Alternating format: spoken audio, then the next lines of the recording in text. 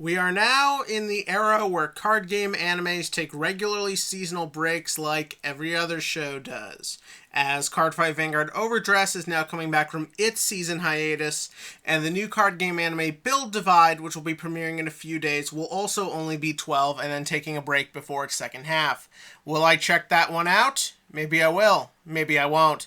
That's not me being cryptic. I genuinely haven't really thought about watching that one yet. Well, we'll worry about that later. But for right now, let us talk about the return of Cardfight Vanguard Overdress. Episode 13 naturally picks up right where the last one left off. However, since this is technically a second season or second half, or at the very least kept us waiting, it's gotta do something to differentiate itself, make itself feel strong, come in with heat, basically just justify its existence, justify the wait, and make us want more. And how does it do that? Well, many shows would say come back with a bang, big explosions, crazy shit happening, big plot stuff, all that big shit. But what did this show do? It did, quite literally, the exact opposite. Episode 13 is minimal locations, minimal things going on, minimal music, and minimal dialogue. It is mostly just you being in Megumi's head as she tries to process the idea of Donji being out of her life for an extended period of time. And you know what? I'll take it. This was very good, and a very good way to indicate we're going in a different direction and that there is a reason to be excited for what's to come next. But we should talk about this, shouldn't we? Shouldn't we? Well, yeah, that's what we're here to do. So, yeah. Episode begins just with Megumi sitting at her desk, looking at the date, and just kind of thinking. And what's important is no one talks in this scene. No one's being like, I'm Megumi and I'm sad. There's no, music playing. It's just her. And I don't think there's any talking for a good solid minute.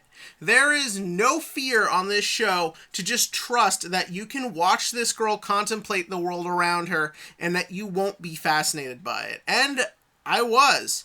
I really just liked the idea of she is troubled, she is bothered, she is confused, and the way everything is brought to it with the rain and the cloudy, muggy weather. The way they really used color and just the visual style of the episode really played into things and made things work.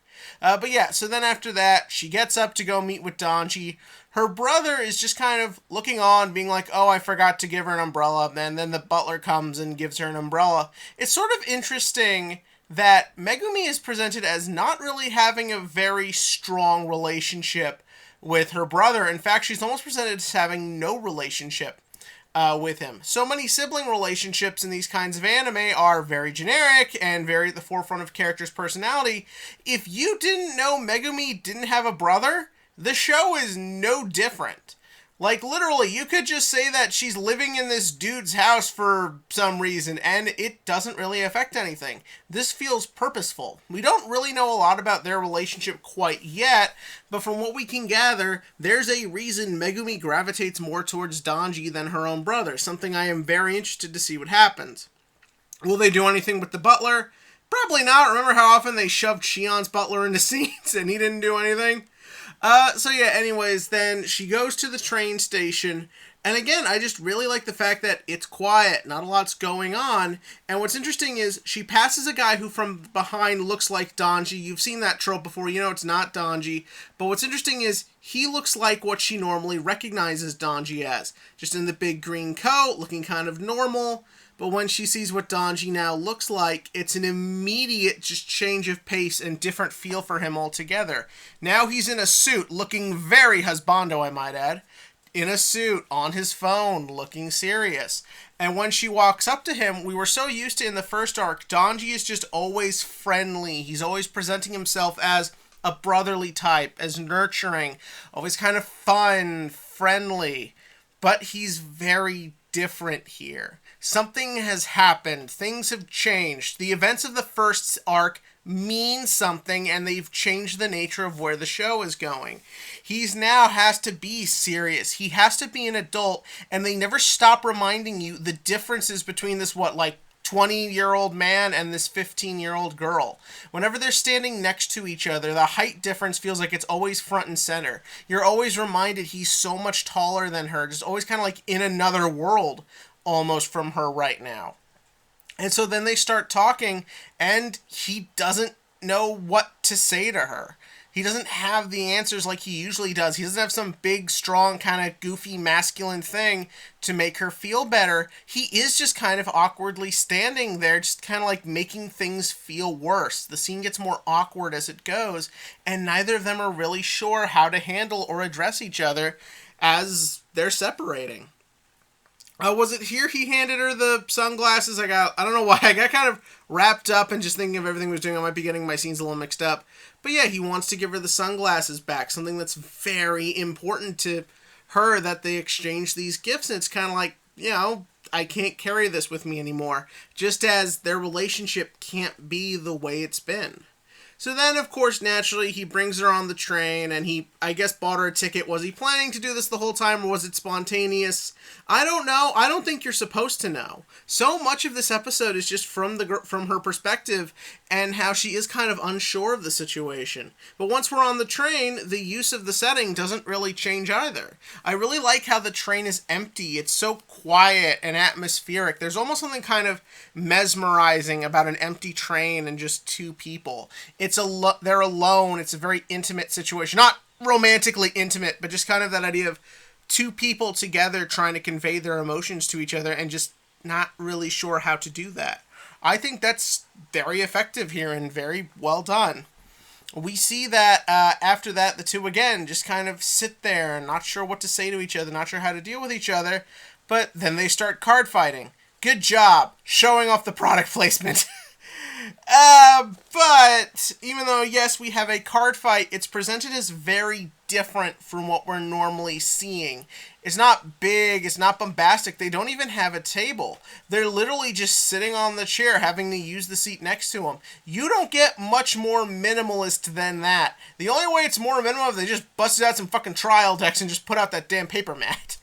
But yeah, no, it's just sort of minimalism, and they just kind of card fight, and they sort of put their emotions out there. But again, you never really see Donji's expression or his reaction. It's all Megumi. I like how they kind of fuck around with perspective in these scenes, and you don't really know, is he the one encouraging her to keep trying? Is he the one complimenting her plays?